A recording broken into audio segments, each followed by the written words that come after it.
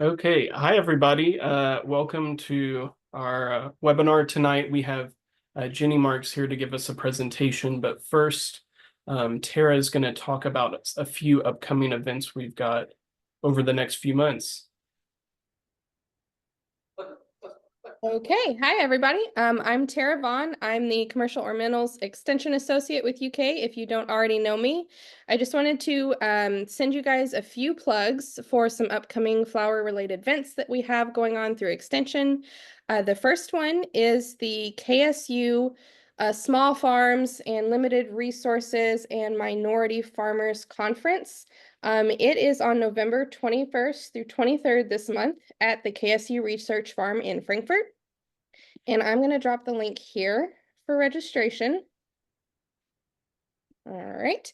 And so on Saturday, November 23rd, there are special sessions devoted to cut flowers alone. You can see some more info in that link and also go there to register. So if you're interested in that, check it out. It's coming up very soon. And then the second thing is our annual fruit and vegetable conference that is in Lexington this coming year. It's January 5th through the 7th. And the 7th is the Cut Flower Track Day, and we have what I think is a super exciting schedule for you guys. We'll have speakers that are talking on things about knowing how to calculate your stem cost based on your production cost, growing for your specific market, talking about colors and textures, IPMs, talking about tulips, weed management, how to build a successful CSA. We've got all sorts of things planned for that session, so I hope that you guys will join us. Cindy just dropped the link for that in the chat, so be sure to check that out. I think, Cindy, registration will still be open. Is it open up to the day of the event, or does it cut off a little bit early? We'll actually have early bird pricing until the 20th of December.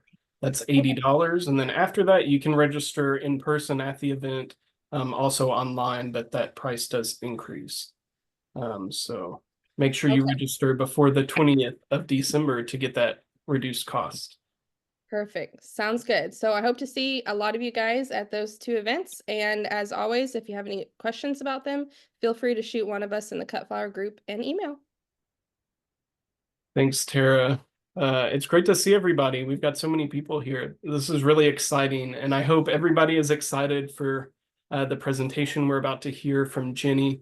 I've heard her talk about crop planting a couple times before, and it's really a great presentation. So Jenny is a flower farmer and flower business teacher from Western New York State. She owns a profitable 1-acre flower farm called Trademarks Flower Farm, where she specializes in growing early spring flowers and dahlias. She also owns Trademark Farmer, where she teaches small-scale flower farmers how to grow the money-making flower business of their dreams. She also hosts a popular podcast called Six-Figure Flower Farming, I'm sorry, and also teaches an online business course called Six-Figure Flower Farming. Jenny also serves on the board of the Association of Specialty Cut Flower Growers as the current Northeast Regional Director. And I will link her farm in the chat as she gets going. Great. Thank you, Dakota. Thanks so much for having me. I'm just going to go ahead and share my screen now, and hopefully I don't mess it up. So we'll see. Go ahead. All right. I got to get you guys out of the way here. All right. So can you guys see my presentation here? Profitable Crop Planning 101. Yep. Looks good. Okay. Awesome. All right, now this is anytime I do Zoom, like, you know how I have all the little floating heads ahead of me and I never know where to move them. So just move you guys off to the side here. All right. So thanks for the introduction, Dakota. As he said, my name is Jenny Marks and I'm going to be talking to you guys about Profitable Crop Planning 101 tonight. Let's see if I get my cursor to move. There we go.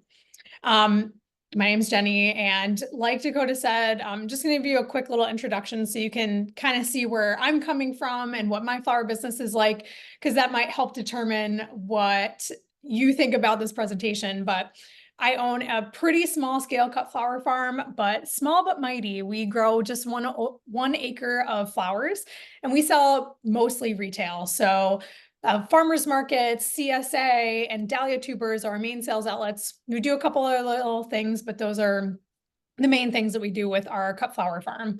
And then, like Dakota said, I also own Trademark Farmer, where I teach small scale cut flower farmers how to scale a business that gives them the life that they want, the lifestyle where they can actually like hang out with their family and have free time, because that's pretty rare these days when you hear people talk about farms, but also make money and pay themselves well. And I do a lot of free stuff like presentations like these, and through my podcast, it's called Six Figure Flower Farming. And I also teach a business course online once a year called Six Figure Flower Farming as well.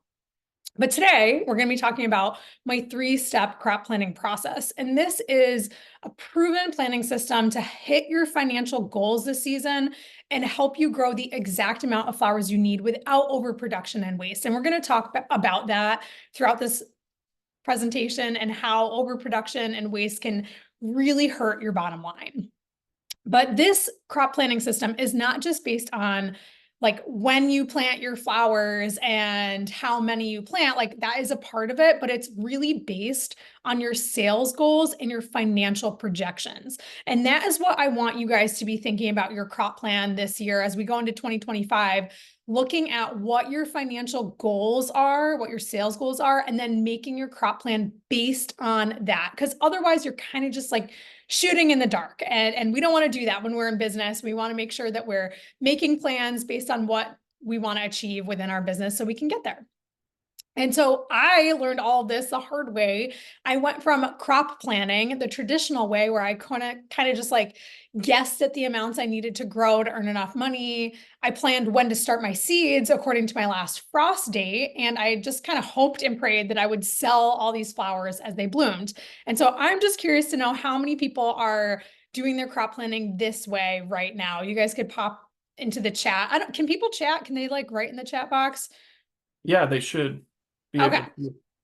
Yeah. So if anybody, I would love to, just curious, like I used to do it this way, so no shame, but if anyone is like still doing it this way, let me know if you're doing that. And I'm just going to keep on going here so we can talk about a different way to do it. Oops, maybe. So I went from that, just kind of like guessing at how much I should grow and calculating when I should start my seeds based on my last frost date, to developing a very precise and clear plan to know exactly how much I needed to grow in order to earn the money I wanted. I had a plan as to where every single stem would be sold, and I knew that I was growing for profit, not just for production. And that is a big distinction here. So if you've ever wondered, like, how much do I actually need to grow to earn the money that I want? Or how do I plan for where and when the flowers will be sold? How do I plan for unexpected losses or yields that maybe were like not what you wanted them to be? And how to avoid wasting time and money growing too many flowers? This presentation is going to be for you. So let's just dig in. This profit planning system, this is kind of what I call it, is really an advanced crop planning process for figuring out which flowers you'll grow, how you'll sell them, and when and where and how much you will plant without overproduction or underproduction. And this advanced crop planning process is really for, like I said before, based on all of your financial goals. And there's 3 steps to this process that we're going to be going through today. The first step is going through your financial goals. The second step is mapping out your sales projections. And then the third step is making those detailed production and greenhouse plans that maybe you have created something similar to in the past, but we're getting a little bit more, probably a little bit more detailed with it today. And the basic idea here is just to set financial objections and goals for the season ahead, but we're also creating a marketing system so you know where every stem is going to be sold, and we're determining how much based on that you will plant, and where you're going to plant it, when you're going to start it, all that stuff too. But another piece of this is making sure that you take notes throughout the season and using that information to tweak your crop plan to plan for next year. Like, you don't need to start from scratch every year. It gets easier the longer that you've been doing it, and really, like, the longer you get into these things. So the basis of our plan here is your money goals, your financial goals, like what kind of revenue you want to make on your farm this year, realistically.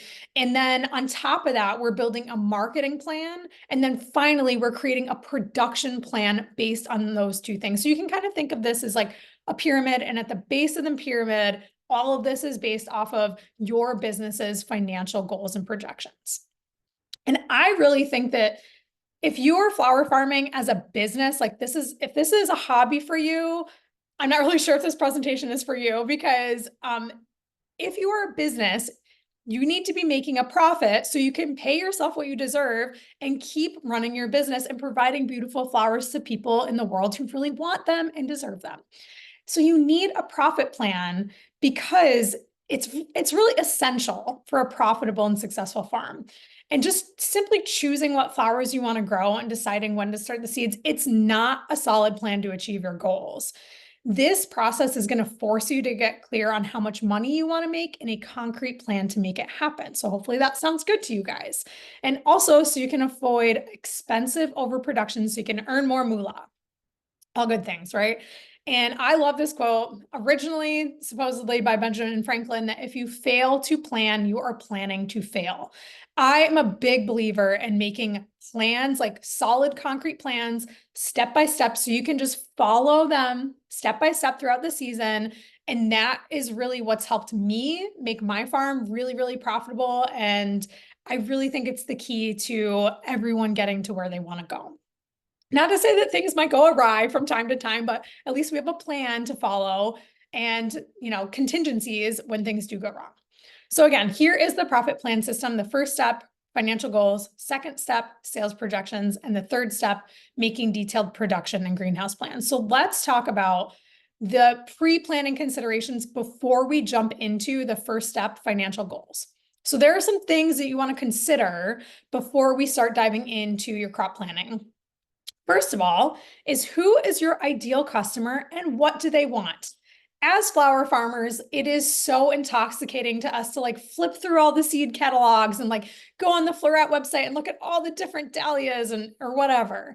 And I'm a plant lover as much as you are, and I know that it's hard to kind of like rein it in sometimes, but really think about who your customers are and what they want. So grow only what they want. You can always have your own little patch for yourself of that like special kind of, Rudbeckia or ranunculus or whatever, but really focusing on growing things that your customer wants to buy from you. So this is pretty simple to think about. Just what are your markets and your sales outlets? Are you like a farmer florist and you're doing weddings? Or are you more retail like I am, where you have a CSA and a farmer's market or a farm stand? Maybe you focus on UPIC, like agritourism stuff or workshops. Maybe you sell a lot of mixed bouquets, or maybe you're like me and you just sell a lot of straight bunches. Based on your sales outlets, you can kind of get an idea of what your customer wants. If you're doing weddings, chances are you're probably going to be growing a lot of like whites and neutrals or trendy wedding colors. If you're like me and you're selling retail, most of my customers want bright, showy colors. Like I cannot sell a white flower for the life of me, no matter how beautiful they are. They want like bold, in your face, crazy, vibrant colors. And then thinking about variety as a part of that. A lot of people, I think, put too much emphasis on mixed bouquets. Mixed bouquets can be great to sell, but for a lot of small scale flower farmers, maybe consider how you can get away from doing less mixed bouquets and selling more straight bunches, because they can be so much more profitable because you're not taking the time to put them together and planning all of that and harvesting all the different kinds of flowers that you're putting into it. But I could talk about mixed bouquets on like a whole other 2 hours of presentation. But anyways, in your crop plan, if you're selling more straight bunches, you're going to have a lot less variety, and your crop plan is going to be way more manageable and easier to follow if you have a more simplified crop plan with less variety and less flowers that you're like flower types that you're actually growing. The moral of all this story is you really shouldn't be trying to grow everything. If you're trying to grow everything for everyone, it's just a recipe for burnout and a complicated mess that you probably can't stick to. I mean, I'm not saying that you can't stick to it. I'm just saying that it's probably better if you choose a couple of lanes to stick to and just go forward with that, so you can do a really good job at serving a certain set of customers and being able to follow your crop plan and achieve the profitability you want from your farm. Okay, the next thing, the other consideration is when you do your crop planning, you just need a basic understanding of cool versus warm season flowers and like basic flower growing knowledge. Like hopefully everyone here, I'm not gonna say that. If you don't have a basic knowledge of like, you can't start zinnias in December and January, like you just need some experience and you need to learn those cut flower basics before you dive into something like this. Like it's not going to work in my climate in New York State to start zinnias, which are a warm, loving flower, in like December, because they're going to be ready to go on the ground and there's going to be nowhere to put them when there's snow on the ground. Where you guys are in Kentucky, probably it's a little bit different, but anyways, I'm sure you guys all have a basic understanding here. And then finally, using a perennial calendar system. And this is what I do for everything, not just my crop plan, for my marketing plans, my launch plans, our meetings, like everything on the farm in the crop plan and outside is based on the number of weeks in the year. And this makes it so whatever plans you have are transferable from year to year. And so we're going to plan everything in this presentation by the week number rather than just by a date. So for example, the first week in January is week number 1 and the last week in December is week 52. So when we look at our crop plan, we can think about, okay, like I'm going to start zinnias week number 14, and I'm going to transplant them out into the field week number 18, versus I'm going to start my zinnias on, April 1st of every year, because April 1st changes what day of the week it's on, but you're going to start around the same time every year. Okay. So, and before we move on to the first step in creating this concrete plan of action to earn a profit on your farm this year, you're going to have to create a spreadsheet. So if you guys have access to Microsoft Excel or Google Sheets, either one of those work, I highly recommend that. Doing this on paper, like you can do it, but using a spreadsheet is just so much better. Like it gives you so much more control over it. It gives you so much more data. And if that seems really daunting or like a hell of a lot of work, like I totally get it. I give a spreadsheet away for free in my 6-figure flower farming course. But you can definitely do this yourself. Like you don't need the spreadsheet, but if you're looking for some help with it, like I could help you if you go through our course sometime. But anyways, let's get into step number 1. Setting our financial goals. Okay. Step number 1 of the whole crop planning process is starting with your financial goals. Remember the base of the pyramid here. And let's just go through some basic financial definitions. Profit is a financial gain. It's the difference between the amount earned and the amount spent. So hopefully if you spend less than you earn on your farm in 2024 and 2025, you will earn a profit. Your gross revenue is the total amount of money you earn over the year. And your expenses or the costs are all the things that you spend money on to make your flower farm work. We're going to start by planning your profits first. And this is an idea called holistic financial planning. Running a flower farm is really no easy feat, and you really should get paid what you deserve, because farming is way too hard to not get paid for it, in my opinion. Like it's way too risky. There's too many weather events involved. Like so many things out of your control. It's backbreaking work. Like you should get paid for that. And so because of that belief that I have, that I hope I'm instilling in you, we're going to plan to pay yourself first before anything else. That's the basis of this. So I want you to ask yourself, what profit do I want to earn this season? How much will I pay myself?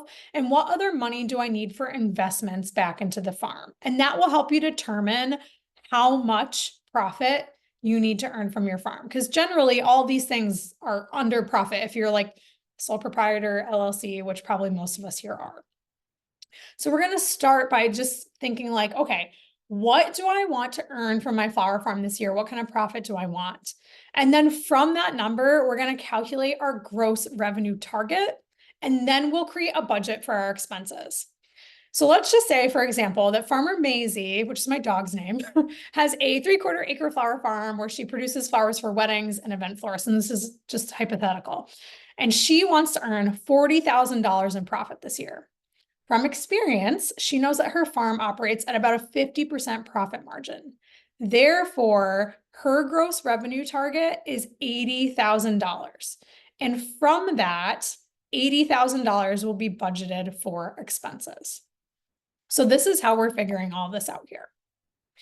So you guys can come back to this presentation later on, rewatch it when you get back to it, but go ahead and plan your target profit number and then calculate your gross revenue target number. And then whatever's left over is what you're going to create an expense budget for.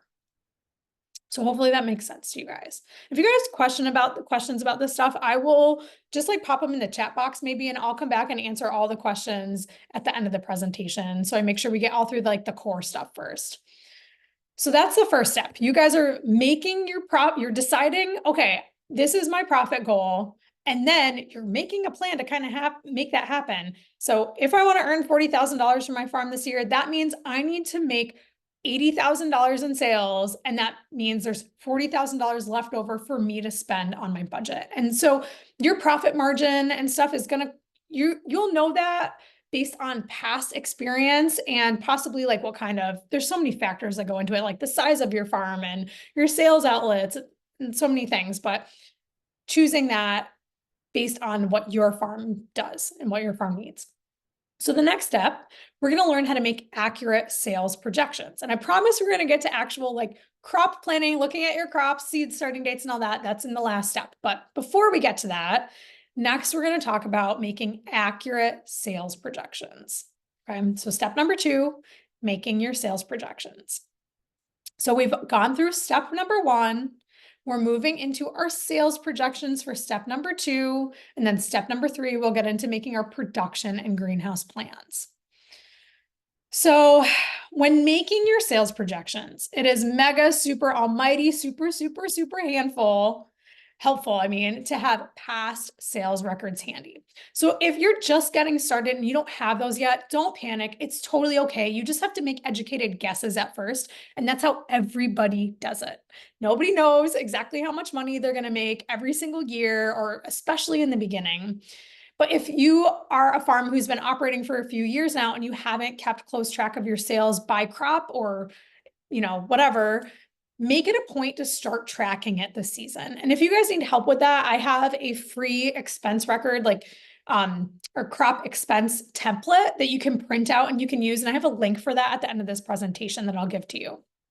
But record keeping is really important when you own a business. Like, I know it sounds boring and definitely not sexy, but keeping really detailed sales records it's probably been top 3 things that I've done in my business that have made my business so profitable, because I know exactly how much revenue I'm bringing in from each one of my not even top, but pretty much all of my flowers. Like, I know that 40% of my sales last year came from ranunculus. Like, that's a crazy number to know. So guess what I lean into, you guys? Selling ranunculus. But like, if I never kept track of my sales, like, I would never know that. I also would have never learned that I make absolutely 0 money on ageratum and scabiosa. And so I stopped growing those things. So all this to say, having past sales records and just general record keeping is really important. Make it a point to start tracking that stuff this season if you can. And it doesn't have to be complicated. Like, you can keep sales records in a bunch of different ways. Like, I still keep a ton of like paper records. Like, I have a crop journal that I keep this entire crop plan in that I'm talking to you guys about today. And I have a ton of like handwritten records and notes and stuff in there. And it doesn't have to be complicated or scary or weird, but you can also use your e-commerce website, or if you guys go to like farmers markets and use stuff like a credit card reader like Square, whatever your point of sale system is, simple spreadsheets, like, just make it simple and easy. Don't complicate it. So once you have your past records handy and you kind of know, like, okay, like last year I did, let's say like $10,000 in sales. And like this year, I think I can do 15 or 20 or 30 or whatever you think you can do. And we're going to go into making our actual sales projections for the upcoming year. And there's kind of 4 steps to this particular process. The first one is listing our sales outlets. The second one, projecting what you'll earn from each of those sales outlets, then making a sales goal plan for each and creating marketing charts. So let's go through and see what that looks like. First, we're listing our sales outlets. So in this particular hypothetical situation, our sales outlets are weddings, farmers market, CSA, workshops, and wholesale. Oops.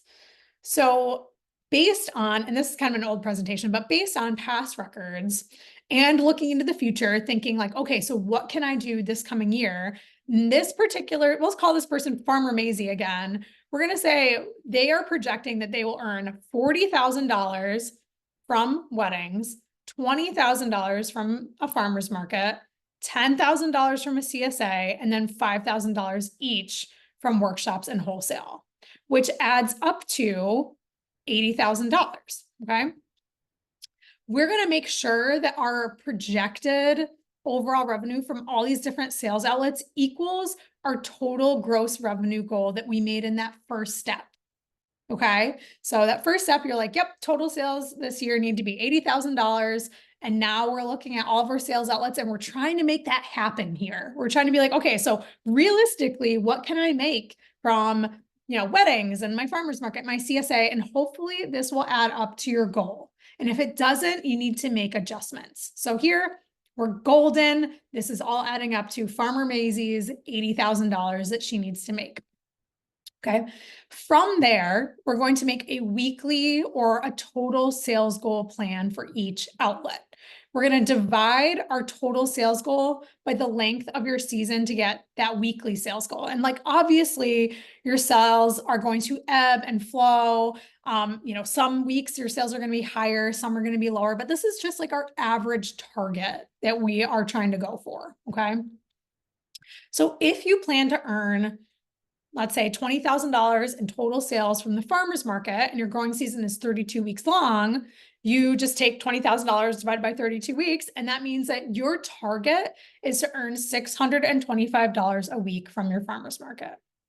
Now you got to figure out how to make that happen. Okay. How many bouquets do I need to sell every single week? Like how many people, how much traffic needs to be at the market? Like how can I make those sales? And then that's where like your marketing and stuff comes in. All right. Here's another example. If you plan to earn $40,000 in total sales from weddings and your average wedding package is $4,000, then you just take 40,000 divided by 4,000. That means you need to book 10 weddings to hit that number. And this is all really simple stuff, you guys. It's not hard. It's not complicated, but so many people fail to do this because I don't know, it's just kind of hard to face sometimes. You're not really sure what to do or what steps to take. And so that's why I'm really hoping me giving you this like step by step way to do your crop planning will help you make these projections and these goals. And now you have an actionable plan to achieve what you want. Okay, so here's another example as well for a CSA, but let's say if you have a CSA program, you want to earn $10,000. Your CSA you sell for $500 and it's 20 weeks long. You just do the math. You need to sell 20 CSA memberships. So everyone can do that. So now we're going to make a marketing chart. And this is a listing of every crop you plan to sell through a specific sales outlet. And it includes how much of each crop you can sell through it. It's super helpful, again, to have past sales records for this. But if you don't have any, you just got to make your best guesses. All right. And so this step is really important in order to determine how many flowers you're going to grow and to hit your sales targets. Okay. So a big piece of this is you're trying to avoid overproduction. You don't want to grow more flowers than you need because flowers are insanely expensive to grow. And if you take my online course, Six-Figure Flower Farming, I will walk you through the process so you can see just how much money you are spending to grow flowers. I mean, just aside from like the actual production costs of like your overhead, irrigation, water, you know, the actual labor of transplanting, the cost of the seeds and harvesting and processing, all that stuff. Just think about like the time and energy it takes for you to grow flowers. Like it is a lot. So we don't want to grow more than we need in most cases because it's just going to be wasted energy. Like if you look out at your flower fields, like if any of you, let's like think back to like spring and summer and fall of this growing season. Most of our growing seasons are coming to an end now. And if you looked out at your flower field and you saw a whole bunch of flowers that you didn't harvest, maybe it's just a row that you didn't harvest of like stock or something, or maybe it's like dahlias that you grew a lot of and you couldn't quite sell them all. Every single one of those flower stems, I want you to look at it like it's a dollar sign, $3. Now my dahlias, like every single stem we don't cut and sell, that's $4, $8, $12. Like that adds up really, really, really fast. And that's literally money that you're just throwing out the window. So this marketing chart is going to help us determine exactly how many flowers to grow. So we're not wasting money on growing flowers that we don't predict that we can sell. All right. And I just gave you this big spiel before I even got to my slides, but overproduction is going to kill your profits in a hurry. So these marketing charts are going to include a list of the crops you're going to grow on your farm, the amount you plan to sell, and the value of each of them. And here is an example. So you'll have a spreadsheet that looks like this. You have a list of your crops. I don't know if you guys can see my pointer. I'm going to use it as if you can't see it. We can see it. All right, thank you. So here is a list of the crops, and this is, I just shortened this. It's just an example. You're probably growing more than this, maybe not, if not, good for you. But a list of your crops, you know, whatever unit you sell them in, either bunches or stems, usually the number of stems per unit. So like on my farm, like we actually sell our tulips in 8 stem bunches, our peonies are 4 to 5 stem bunches. So whatever that makes sense for your farm. And then the value that you typically sell that for. So in this example, tulips are sold a 10 stem bunch for $30. Then the total number of units you plan to sell over the season. And this is kind of where people get a little bit stuck and a little hung up sometimes. And I'll go over that in a second, but right now we're just going to say it's 300. That means our total projected revenue from tulips this season is about $9,000. And so you'll make a marketing chart, and this is just for flowers that you'll sell through your farmer's market. And then whatever other sales outlets you have, you'll make a separate marketing chart for that sales outlet. So let's say you do a farmer's market. This would be your example. And then you also do a CSA program. You'll make a separate marketing chart that includes all the crops you'll grow for your CSA program, how much you think you'll sell through that CSA, and your total projected revenue. Before I move on, let me talk about, well, I'll go on and I'll come back to this because it is an important thing I want to talk about, is determining the total number of units that you will plan to sell. So this is a very simple marketing chart. Something that might help you to plan how many total units you plan to sell. Like, well, number one, if you have those past sales records, you'll know what you sold last year. Like I know exactly how many bunches of every single flower crop that are on my farm that I sold from very simple record keeping. So I have all this based off of past years. But you can also create a detailed marketing chart, which includes a projection of crops through every week or every month throughout your growing season, instead of just like one number. So this might help you get a grip on that if you've never done this before. These require a lot more time and focus to create. And so I really only recommend like really doing very detailed marketing charts for experienced growers who have past sales records. Otherwise, you can look at this simple marketing chart and kind of make a guesstimate as to how many tulip bunches you can sell. So here is an example of a detailed farmer's market where it's basic, starts out the same as our simple chart, where you have a list of your crops, you know, whatever information about them, but then you have every week of your growing season listed as well. So you can see here we have week 31, week 32, week 33, week 34, and it would be for however long your growing season is. But obviously for this, just so you can see the example, this is how it's coming up here. So like peonies, week number 31, we expect at our farmer's market to sell 25 bunches of peonies. All right. You know, through our CSA, if we have a 25-person CSA and they each get a bunch of peonies throughout the month or whatever, that number would be 25 bunches. So this is another way that you can do those detailed marketing charts. And these sales projections are now your plan to meet your financial goals. So when you're trying to figure out the total number of units you plan to sell, you really just got to think about your sales outlets and like your average sales. So like tulips, let's say you bring tulips to your farmer's market for a month every April or every May, and you sell about 25 bunches every week, on average, then you know that you plan to sell about 100 bunches throughout the season. So don't overcomplicate it. I know this kind of like looks like there's a lot on here, but it just takes time to sit down and like think things through and go through the numbers. All right, so moving on.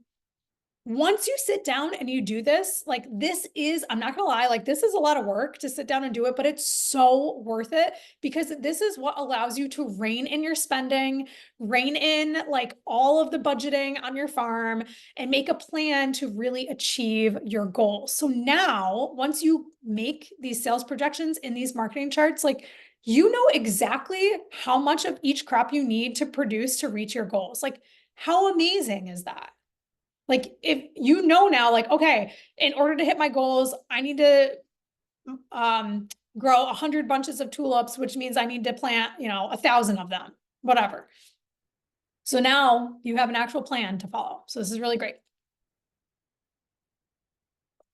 So again, you guys will probably come back to this because there's a lot, I'm throwing a lot at you guys right now. I'm sorry. I know it's a lot, but like, I wanted to just give you the whole process and not just pieces of it, because it can be really frustrating when you come to a presentation and you just get like bits and pieces of the information you need. So I'm giving it all to you. You guys can come back to this later and follow through.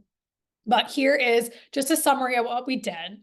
We went through our sales outlets, projected what we'll earn from each. We made a goal plan and made marketing charts for each sales outlet. So in the next step, we're going to be going through our production plan. So this is where we're finally getting to actually looking at like what flowers we're going to grow, when we're going to plant them, how many we're going to plant, all that good stuff. I'm just going to take a sip of water real quick because I don't want to lose my voice before we get to the end of this. Okay. So far, we've been going through this profitable crop planning system. We're a third of the way through. We went through the first step, determining our financial goals. The second step, making our sales projections and our marketing charts. And now we're moving on to the third and final step, making our detailed production and greenhouse plans. So you actually have like step by step right in front of you throughout the season, exactly how much to grow, when to plant it, so you can hit your financial goals. So this step has basically 4 steps within it. First, we're going to calculate how much we're going to grow. Then we're going to calculate our sow and transplant dates. We're going to put it all into a calendar and we're going to map it out on the farm. So every crop that you're growing has a predetermined spot as to where it's being planted on your farm. This production plan and greenhouse schedule, again, is based on your financial goals. So everything we've gone through so far, we're coming back to again. The sales projections you did in step 2 will determine exactly how much you'll grow, so you don't grow too much or too little. And we're going to just do this by adding up the totals from each of our marketing charts. So if we have a marketing chart for our farmers market and our CSA, we're just going to take all those projected crop sales and just add them all up now. And so, for example, if your marketing charts say that you plan to sell 100 bunches of dahlias to florists and 100 bunches of dahlias through your farmer's market, that means you need to produce at least 200 bunches of dahlias to meet your goals. And based on your past yields or what you predict your yields might be in the future, you can determine how much you actually need to plant. So, but there's a big but here. So most of us can kind of figure out like, okay, if I need 200 bunches of dahlias and like, I know I get like 20 to 30 bunches per bed each week of the growing season, like you can kind of figure this out. It's really easy if it's a flower like stock or tulips where you just get one stem per plant, that you plant or whatever. But we are going to also add a % safety factor in here. We all know that farming doesn't go to plan. And so a lot of the time it's best to grow a little extra in case of losses due to weather, pests, or disease. And adding this % safety factor is just growing an extra percentage of that crop to prepare for those likely, or not likely losses. And the dependability of that crop is going to determine how much extra will grow of it. And so if you don't want to get too in the weeds with this, you could just say like, I'm going to grow 10% extra of everything or 20% extra of everything. I know a lot of people that do that and that works for them. For me, I get a little bit more detailed. Dahlias, for example, get a 30% safety factor on my farm because in my area, the weather just greatly influences yields. Like our yields on our dahlias is like roller coaster from year to year, like really wet, rainy year, nothing. This year, double what we had last year. Like it's insane. It's really, it's stupid. Dahlias are stupid in my opinion. I love them. I love them, but also hate them. I'm sure someone here can feel my pain with that. But I digress. Dianthus, on the other hand, is like so reliable for us. It's so easy to grow. We get a 0% safety factor. So we don't grow any extra Dianthus at all because it's so wildly productive. We've never had any losses of this crop to date. And generally, like a little patch of it is giving us more than we need. So I hope that makes sense to you guys where like certain crops that you find that are pretty unpredictable and your yields depend a lot on the weather, you might want to give them a little extra safety factor and grow more of them. Whereas other things, which is probably most things, you'll probably just add like a 10 or 20% safety factor to. Okay, so just break this down in one more example to make sure you understand this. So if my marketing charts say that I need to produce 200 bunches of dahlias, and I'm going to add a 30% safety factor that, I'm going to grow 30% more dahlias. So that means I'll produce at least 260 bunches of dahlias. In case of excessive rains and we lose dahlias due to rot, or if we have a scorching summer and they all like shrivel up and die, or not all of them, but we lose some, or we don't get the yields that we expected due to weather or whatever else happens, the economy or whatever. So here is an example of a production plan that's based on our marketing charts. Okay, so again, this kind of looks like a lot because it is, but don't let this overwhelm you because this is just like out of a spreadsheet where everything is in one place. And the spreadsheet is great because it does the math for you. And that's why I love spreadsheets. I used to hate them, but now I love them because I hate doing math and spreadsheets do math for me. So let's just look at this like top example. We'll look at ageratum. Based on our marketing charts, we know we have to produce at least a total of 70 bunches of ageratum. We know that our yield per 100-foot bed, so all the flower beds on my farm are 100 feet in length about, and so it's like the same across the board. And so I know from experience that I generally will harvest 160 bunches of ageratum from a 100-foot bed. And that can't be right. I've realized this must be really wrong because we harvest so much ageratum. But anyways, just think of this as a whatever example, which means that we would need 0.44 beds to get that 70 bunches of ageratum. Then we're going to add our 10% safety factor and we're just going to round up here to a half a bed, which means I'm just going to grow a half a bed of ageratum and I know I can fit 400 plants per bed because I space them at 9 inches and we do grid spacing, which means I need 200 plants. This also will really help you with ordering your seeds because you know exactly how many plants you'll need to produce. Obviously, I would grow or buy a few extra seeds, just me. So you could also add a percentage onto this as well. Like you could add a big percentage for starting seeds like snapdragons that are like dust and you can't see and you just want to like throw a bunch into one cell and thin them later. Or, if you get pelleted seed, you can pretty much buy exactly how much you need. So this is our like chief production plan. We're looking at our marketing plan. We know how much of each crop we need to produce. And then we're looking at our yields and we're determining exactly how much of each crop we need to grow to hit our marketing and financial goals. Then we're creating our greenhouse schedule. And so we're just adding in our sow and transplant dates to this production plan. So there's 2 ways you can do this. You can do it based on your last frost date, like when you're going to start things. Like, okay, I'm going to start zinnias for 3 or 4 weeks before I can plant them, which means I'm going to plant them about 4 weeks before my last frost date. Or you can calculate backwards from your target harvest date. That's what I do on my farm because I know when I need and when I want specific flowers, but I also have the experience to know when I can expect things to flower on my farm. So if you're brand new to this, like, and you don't feel like you have a handle on like exactly when your summer snapdragons will bloom or exactly when your dahlias are going to bloom, like, don't sweat that. Just go off of like your last frost date for now. But if you're an experienced farmer and you're like, yeah, I know when dahlias are going to bloom for me, like you can go off of your target harvest date and you can get really, really dialed in with this stuff. Like I know that I need a certain number of campanula for my CSA every July or June. And so like I know when I'm going to like be starting those so I can get them to bloom on time. I also like to add in the number of trays that I'll seed. And I just like in my spreadsheet, this is all calculated for me because I just put in the type of tray that I use and like it just spits out a number. So I know that I need to get like so many trays ready before I go to start those seeds. And it's all ready for me before I go to do this. Oh, another thing I forgot to mention is like, if you're also doing successions, you just kind of poke those in at this point in the crop planning session.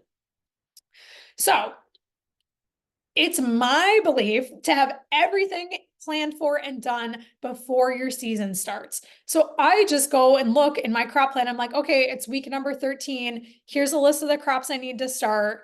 And here's a list of like the number of trays that I need. And here's a list of the number of seeds that I need. And then I just go and do it. There's no thinking during the season. There's no math during the season when like everything's already crazy and you're so busy. It's all done ahead of time. So here's an example of a greenhouse plan. Here you just have a list of all your crops again, and you can see that they are split into successions here. And I have the number of plants needed, which we figured out in this past step. And then I put in my harvest target week. So if I'm like looking at my summer CSA, I'm like, okay, I want ageratum for that first week of my CSA that starts in the summertime. So this is my harvest target week. And then I just work backwards and I go by weeks of maturity and like weeks in the greenhouse instead of days of maturity in the greenhouse, because everything that I do is based on week number. So like week number 1 through week number 52 of the year. So in this example, I would start this ageratum week number 13. It would be in the greenhouse for 6 weeks, which means I would transplant it out week number 19, then generally I can expect it to mature 10 weeks from when it's transplanted, which means it will get me to my harvest target week, week number 29. And so I have formulas in my spreadsheet where if I just put in my harvest target week, like it just spits out the rest of this for me. Obviously you need to know like how many weeks you keep things in your greenhouse and general weeks to maturity. That's also all based off of your past records. You could kind of start with the seed dates on the back of, or the dates on the back of seed packets, but generally they're not correct, at least not for me. So it really depends on your climate. And then you can see that I have my cell size here, the number of trays that need to be started. And then I just put other information here, like the spacing. It will go in, in our field and the location number. So the location is really the next final piece of this. So we're getting to the end, you guys. We're pretty much to the end of this whole crop planning extravaganza. But at this point, we have a list of our crops, how many bed feet we're going to be planting them, and all that and other information. So now we're going to assign each planting to its designated growing bed on the farm, because you know exactly how much you need to produce, and now we just need to find a place to plant it. So here is an actually very old map that I hand drew on graph paper. This is really old. It's not actually up to date, of my farm a long time ago. And then I basically made that into a spreadsheet. So every bed on my farm has a growing number, which you'll see here. So I have multiple hoop houses. So every hoop house, there's 6 beds in that hoop house. So bed number 1, 2, 3, 4, 5, every planting that I have is assigned to a bed number. And this is really great because when I first started flower farming, I would like have all these trays of zinnias that I wanted to plant like a second or third succession of something. And I'd be like, crap, I don't have any bed space prepped. I have nowhere for these to go. And so that whole week's work got derailed because I would have to like prep a new bed to get stuff planted. But with this system, like you never have to worry about that. You know exactly where things are going to go and when they're going to go. So you can have you or your farm crew do all of your bed prep ahead of time, like no rushing to get all that stuff in the ground. And then finally, last step here is we're just going to take our crop plan, that greenhouse and production plan, and we're just going to sort it into chronological order by sow date. And this is really optional, but I like to do this. And it's just like a filter function in Excel or Google Sheets. And you just make it all go into order by sow date. So you can look at your greenhouse or at your crop plan and you can see, okay, it's week number 3 here. I need to start, 5 trays of eucalyptus and I'm getting plugs in for Lysianthus. Or week number 6, I have to start 6 trays of bupleurum. Like all you got to do is look at the week number and just go ahead and do whatever is on your crop plan here. I also like to put these dates into a planner. Like I have a paper planner still that I put these into. We also use a task management system on our farm. It's called Asana, where I won't go into all of it, but basically it's how like all of our tasks are designated or delegated to our crew members. And so it all goes into there so they can see exactly when they're going to need to be seed starting and what they need to start and all that. So I like to put it into like a paper planner and our online task management system. Okay. Thank you guys for sticking with me. I'm hella proud of you guys for sticking with this. I know I'm throwing a lot at you, but you guys, by being here and listening to this right now, you're taking a giant leap and investing this time into your business skills. And it's just undoubtedly going to uplevel your farm and it's going to make you more money in your flower farm for sure. And I am a big believer in investing in your business skills like this. It's the best thing you could ever do to ensure your success, like hands down. So here's just some final resources for you guys and we'll get to questions. This whole thing I call the Trademark Farmer Profit Planning Spreadsheet System. This is all available in my online course called 6-Figure Flower Farming.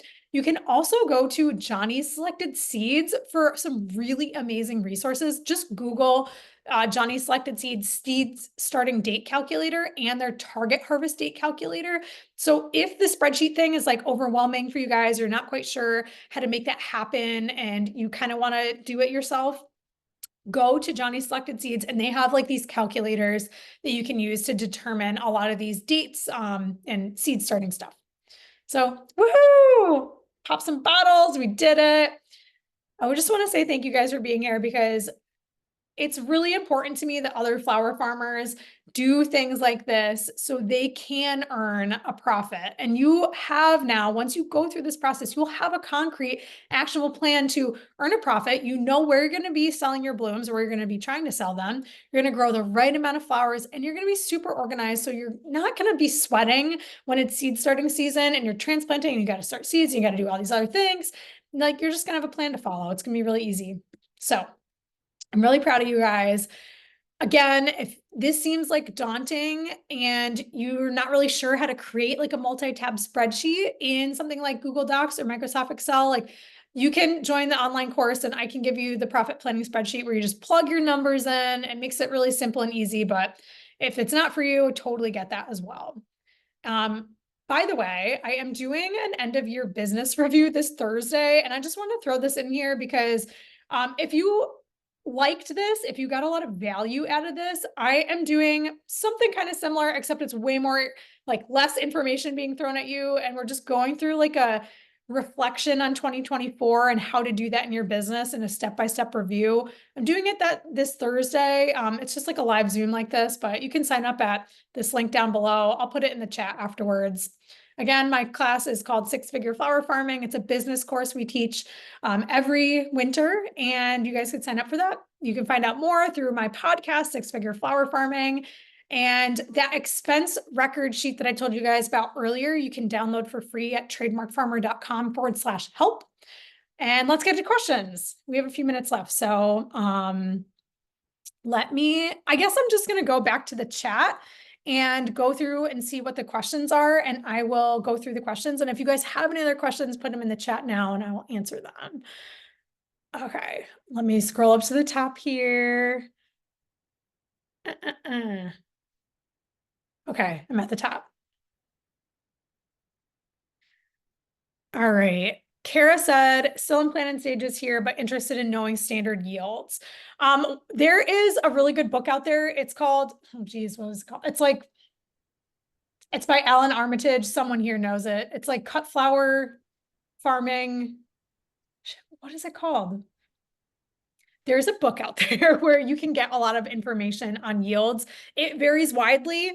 You got to keep records because what I like my yields on my farm with my growing practices might be really different from yours. So you got to keep records. You just got to do it. And you know, you're going to be guessing at first, like the first time you do something like this.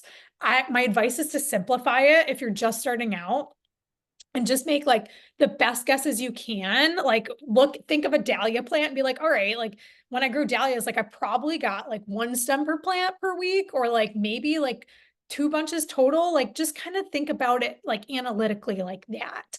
And that's okay because just guess at first and you can figure out the rest later after you start keeping records. Is it specialty cut flowers? Yes, Perennials. that exact one. Thank you, Dakota. I'll Yes. see if I can find a link and drop it in the chat.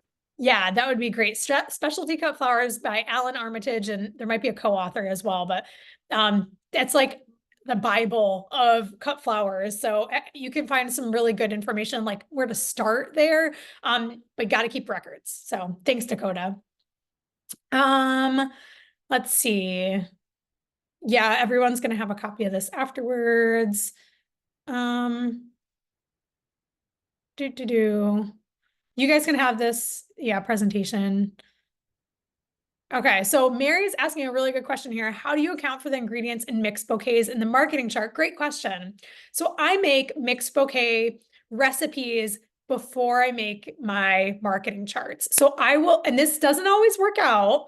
I will say it has taken me a lot of years of experience to successfully do this. It doesn't mean that you can't right now, but I don't really make mixed bouquets. Let me throw that out there. And there's a reason for that because they're really complicated and they're not as profitable. And I can sell straight bunches of flowers really well, just like as straight bunches. But I will look at, let's say if I'm doing mixed bouquets for like a summer CSA. And let's say I make really simple ones. So let's say the first week is going to be like 3 stems of dahlias, 5 stems of eucalyptus, 5 stems of zinnias, 3 stems of celosia. I will have that recipe. And then I'm going to say, okay, well, I'm hoping to get 50 CSA members. So then you know how many stems of each one of those crops you'll need for that week of your CSA, if that makes sense. Okay, how many do we have? I know we just have a couple minutes left. Is it okay if we go over by like 5 minutes answering questions, or do we have to hop off? Fine. Okay. Yeah, we can do that. I'll get through them as quick as possible. Sorry, I'm really bad about, like, I need to be better about talking faster or shortening my presentations for more questions. Other people are saying they love-hate relationship with dahlias as well. Megan is asking, how do we factor in succession planting? So basically, if you know that you need to produce, let's say 200 bunches of, let me grab a calculator because I suck at math, you guys. Let's say you need, tripping over my words. You know you need to produce 200 bunches of zinnias over the course of your entire season. But you can probably get that from one succession. But from my experience, the quality of the zinnias really declines after about 4 weeks. So I would split that into 2 successions, which means splitting that into 2 successions means that you need to get 100 bunches from each succession, which means that you would just plan according to that. Now, for advanced people here, sometimes some parts of the year you want more zinnias than others. Like, for example, I need a ton of zinnias in July, but I want some, but not a lot of zinnias in September. So my first succession, I will plant a ton of zinnias, like 2 or 3 beds. But then my second succession, when I know they'll be blooming in September, I'm only going to plant like one bed or half a bed or something. And so you really need to look at what your sales outlets are, when you need those flowers, and then you need to know like just how long you can work off of a succession for, and that comes from record keeping, again, keeping good records and just experience with growing flowers. So if it's something that you feel confused about, just try to, I have a chart somewhere. I didn't include it in this presentation, but I have a chart somewhere. If you email me, I can send it to you, of like basic successions, like common successions. Like most people start zinnias like every 4 weeks. Like most people start snapdragons like every 3 to 4 weeks, and like stuff like that. It's a place to start. It's not like a end all be all. So Casey is asking me if I have experience with a grocery store account. I used to sell to a grocery store a long time ago. I don't anymore. I don't know what the question is specifically. Sarah asked, did I specify my primary retail outlets? Yes. Just to recap, it's Farmers Market and CSA, and then we also sell dahlia tubers. Okay, Kara is asking, if you have a great year and your safety factor is lining up to be overproduction, what do you like to do with your excess? Try to sell it? Yes, try to sell it. Take them to senior living facilities. Where do you spread your joy? So in every case possible, I'm trying to sell it. I'm a business. I am not a donation center. If we do have extra flowers that I try to sell and I fail to sell, I absolutely will try to donate those whenever possible. But we will run sales. I try not to do sales, but there are times of the year when we have like an unexpected bumper crop. Like one week we had like way more dahlias than we expected, just because like the weather was amazing and like all the varieties started blooming at once. And so we did a buy 2 bunches, get a bunch free at the farmer's market. And so we were able to move more flowers that way. We also offered extra bunches to our CSA members at a discounted rate. And we just did like a big promotion of them as well. So anytime we have bumper crops excess, like we just hammer it hard with our marketing to try to sell it. And then if it doesn't sell and we still have it, we'll try to donate it. A lot of times though, if that does happen and you have like a lot that you can't sell, like don't even bother harvesting it. In most cases, it's a waste of time. Okay, maybe not always, but planning the succession planning is easy because math with the spreadsheet. Where I struggle is keeping soil available to plant it. When to turn over a crop to plant the second succession of zinnias. With my short growing season, sunnies seem to be the most popular crop to succession plant because they flower in 50 to 60 days. Okay, yeah, so if you are on limited space, you need to be looking at how long your harvest period is. So like if you're looking at, let's say, let's just use sunflowers. So let's say your first succession of sunflowers is coming on like week 30, and you know that you'll harvest it for 2 weeks. So by the end of week 32, week 33, that your harvest window is over with. You can look at that bed and be like, okay, I can flip that and plant something else there. I hate bed flipping. I don't do it very often on my farm. And if I do, I have enough space. So it's hard for me to like really relate to that. But I would say it comes down to really like, bed flipping to me is stupid. Like trying to rush through bed flipping I just don't do it, really. Most flowers, like in the veggie world, if anyone here comes from veggie farming, they're like turn and burn, man, like put in your lettuce and then get that out and put more lettuce back in. And I get that because that makes that particular bed on your farm much more valuable because you're getting a lot of money out of that one particular bed. But for flowers, most flowers have a really long maturity. Like most flowers are not maturing in like 50 days, 60 days, like sunflowers are more like 100 days, 120 days. And so I take a different approach to that, and just very different. So I don't know if that was really helpful, but I would say just looking at your like harvest windows. All right. So I think I got through all the questions. If I missed any, please let me know. I think that's all of them. Thank you so much, Jenny. This was so much helpful information. And like we've said in the chat and Jenny mentioned, this will be going on YouTube. So y'all will be able to go back and view it and hear what Jenny had to say while you're looking at it again. And let's see. Oh, someone did put in the chat. Let's see. The link to some production nursery crop references. Let's see what it was. Yeah, so it's the University of Kentucky Center for Crop Diversification. They've got some marketing and production resources on cut flowers. There's some different crop budgets and things like that you can go on there and take a look at. And then a link to the ASCFG that Jenny is on the board of. That's the American Society of Cut Flower Growers. If you've not heard of them, you should check them out. They do a lot of great education and just resources for growers. I don't know if you want to say anything about that, Jenny. Yeah, so the Association of Specialty Cut Flower Growers is just a really great association. For a very low cost, you can join, and they just have like boatloads of presentations and resources where you can find more information. They also have conferences and farm tours and stuff where you can go meet other flower farmers and come to presentations like this. So it's a good resource. Perfect.